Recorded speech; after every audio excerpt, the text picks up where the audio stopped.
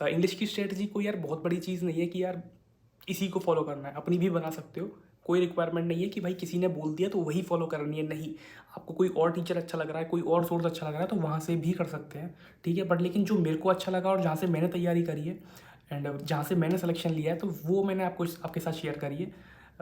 तो hello everyone, मेरा नाम है Abhinav and I welcome you all on my YouTube channel SSC with Abhinav. तो भाई आज की वीडियो का टाइटल आप लोग थंबनेल देखकर समझ गए होंगे कि today's video is all about my strategy for English for SSC CGL, CHSL, MTS and CPU. Like in सभी में कैसे आप प्री क्वालिफाई कर सकते हो और मीन्स भी क्वालिफाई कर सकते हो इंग्लिश के सेक्शन में इस स्ट्रेटजी के बाद। क्योंकि भाई इंग्लिश का जो वेटेज है वो इन्हीं सभी सब्जेक्ट, इन सभी पेपरों में बेसिकली, ना केवल इन्हीं एग्जाम्स में, भाई एसएससी के सभी एग्जाम्स में इंग्लिश का वेटेज बहुत है और सबसे ज़्यादा है, ठीक है। सीजीएल की बात करें तो सीजीएल में भाई प्री में इट्स अबाउट 50 मार्क्स, ठीक है। 200 में से 50 नंबर की आती है और मेंस में 135 नंबर की आती है 390 में से। और कोई दूसरी सब्जेक्ट इनके बराबर नहीं है भाई सीजीएल में, ठीक है। सीजीएल मेंस में कोई दूसरी सब्जेक्ट इसके बराबर नहीं आती, सबकी कम मार्क्स है। मैथ्स 90 की है, रीजनिंग भी 90 की है एंड लाइक क्या बोलती हैं जीके जो है वो भी 75 मार्क्स की आती है। तो सबसे ज़्यादा वेटेज है वो इंग्लिश का, दैट इज़ 135 मार्क्स। सीएचएसएल के अंदर भी 120 मार्क्स की है भाई। एमटीएस तो पूरा ही बेस्ड जीके और इंग्लिश पे, और सीपीओ का जो मेंस है वो पूरा ही इंग्लिश पे बेस्ड है और कोई सब्जेक्ट नहीं आती। तो इंग्लिश जो है बहुत इंपॉर्टेंट सब्जेक्ट है और बहुत मेन सब्जेक्ट है, तो इसके लिए जो स्ट्रेटजी है भाई वो बहुत इंपॉर्टेंट है। तो क्योंकि यही एक मेन सब्जेक्ट है जो आपका सिलेक्शन दिलाने में सबसे ज़्यादा हेल्प करेगी। सो here we go। देखो यार, इंग्लिश का वेटेज और इंग्लिश कितनी इंपॉर्टेंट है ये हमने समझ लिया। अब जो सेकंड थिंग है वो है इंग्लिश का सिलेबस क्या है। इंग्लिश का सिलेबस भाई ज़्यादा बड़ा नहीं है, बहुत छोटा है, पर लेकिन इसको हम 3 पार्ट्स में डिवाइड कर लेते हैं। पहला ग्रामर, दूसरा वोकैब और तीसरा कॉम्प्रीहेंशन। वोकैब में क्या आता है? वोकैब में आते हैं भाई antonyms, synonyms, one words, idioms और फ्रेजेस, ठीक है।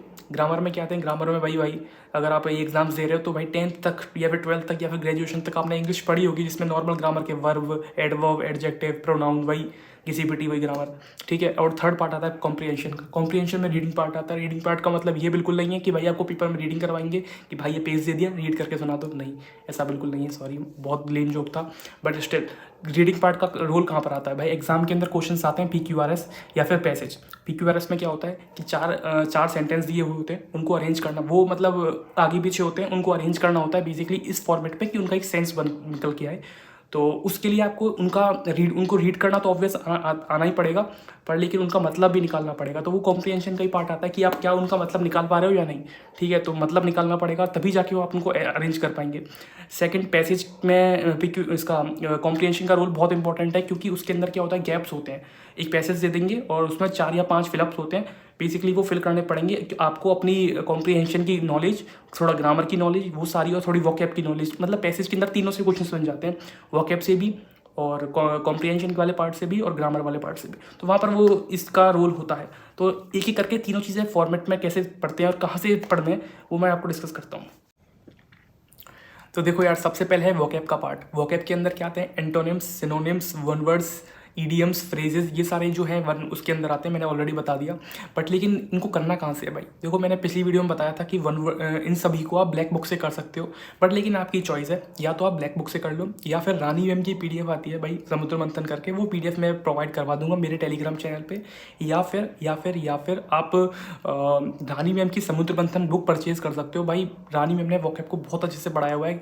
मतलब दिक्कत क्या है, बस ब्लैक बुक में और रानी मैम के जो समुद्र मंथन है उसमें क्या डिफरेंसेस क्या है? समुद्र मंथन बेसिकली बुक का नाम है, तो उन दोनों में डिफरेंसेस क्या है कि ब्लैक बुक में ना एंटोनिम, सिनोनिम्स ऐसे दिए हुए हैं जैसे पेपर में आते हैं कि एक एंटोनिम दे दिया और एक वर्ड दे दिया, उसका पूछा है कि इसका एंटोनिम क्या होगा, और 4 ऑप्शन दे दिए जो पेपर फॉर्मेट है, बिल्कुल ठीक है। बट रानी मैम ने ऐसे करवाए हुए हैं कि भाई कोई भी एक वर्ड है उसके सारे सिनोनिम्स और सारे एंटोनिम्स दे दिए, ऐसे ही दूसरा वर्ड लिया उसके सारे एंटोनिम्स सारे सिनोनिम्स दे दिए। तो इसमें ये पढ़ने में थोड़ी हेल्प ये होती है कि एक ही बार में सबके पता चल जाता है। लेकिन ब्लैक बुक में क्या होता है कि यार उसमें उनको पढ़ते टाइम ना ये दिक्कत आती है कि एक ही पता चलेगा एक टाइम पर, कि एक क्वेश्चन है उसका एक ही एंटोनिम पता चल रहा है। तो ये थोड़ी सी इसमें समस्या है, ठीक है। बट लेकिन इट्स योर कॉल भाई, आपको रानी मैम से पढ़ना है या फिर ब्लैक बुक से पढ़ना है, दोनों ही बेस्ट सोर्स हैं फॉर एंटोनिम एंड सिनोनिम्स। और क्या बोलते हैं उसके लिए, वन वर्ड्स और ईडियम्स एंड फ्रेजेस के लिए मैं आपको प्रेफर करूंगा कि भाई आप ब्लैक बुक से करो, बहुत सही तरीके से उस पर दिए गए हैं, और सारे के सारे जो लेटेस्ट हैं, जो लेटेस्ट एग्जाम्स में आए हैं 2024 हो गया या 23 हो गया या फिर 22 हो गया, और जितनी बार आए वो सारे उसके अंदर मेंशन होते हैं। मैंने भी वहीं से करें, तो आई प्रेफर कि आप वहाँ से करें ब्लैक बुक से। क्या? One words, idioms and phrases, ये तीनों आप ब्लैक बुक से करें। और जो एंटोनिम और सिनोनिम्स हैं वो भले ही आप रानी मैम से करें तो ज़्यादा बेटर रहेगा। ये मेरा बस एक ओपिनियन है, बाकी आप ब्लैक बुक से भी इन्हें कर सकते हैं। मैंने रानी मैम से करें इसलिए मैं बता रहा हूँ, बाकी इट्स योर कॉल। तो अब आते हैं भाई सेकंड पोर्शन पे, दैट इज़ ग्रामर। तो ग्रामर से क्वेश्चंस कैसे बनते हैं, या तो एरर्स की फॉर्म में बन सकते हैं, फिलअप्स की फॉर्म में बन सकते हैं।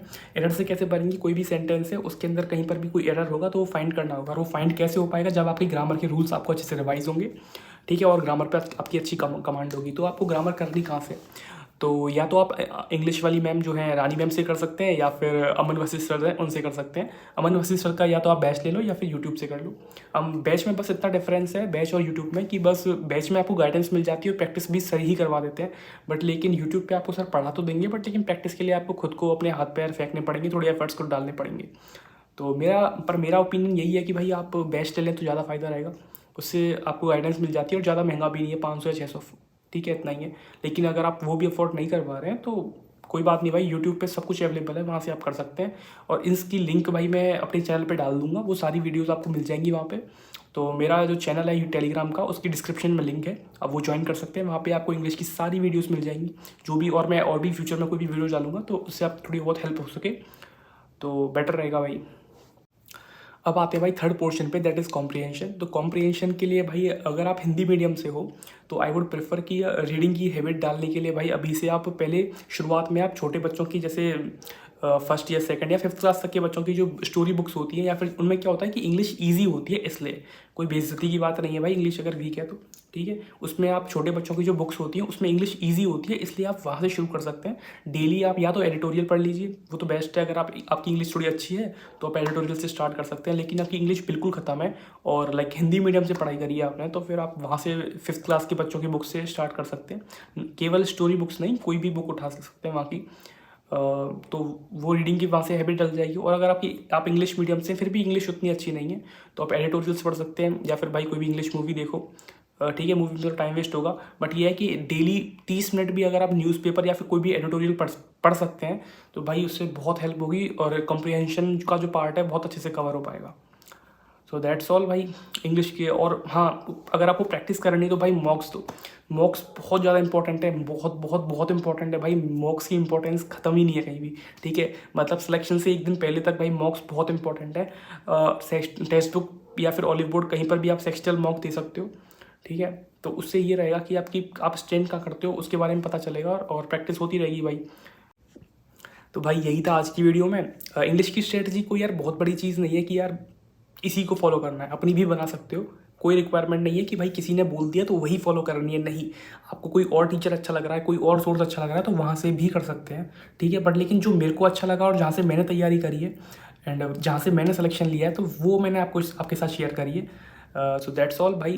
और कोई भी रिक्वायरमेंट हो, कोई भी सोर्स चाहिए हो तो भाई मेरा टेलीग्राम चैनल ज्वाइन कर सकते हैं। वहाँ पर आप रिक्वायरमेंट डाल देना कि भाई ये चीज़ चाहिए, इसके बैच चाहिए, इसके नोट्स चाहिए या फिर कुछ भी चाहिए, वहाँ पर डाल देना। मैं प्रोवाइड करवाने की पूरी कोशिश करूँगा।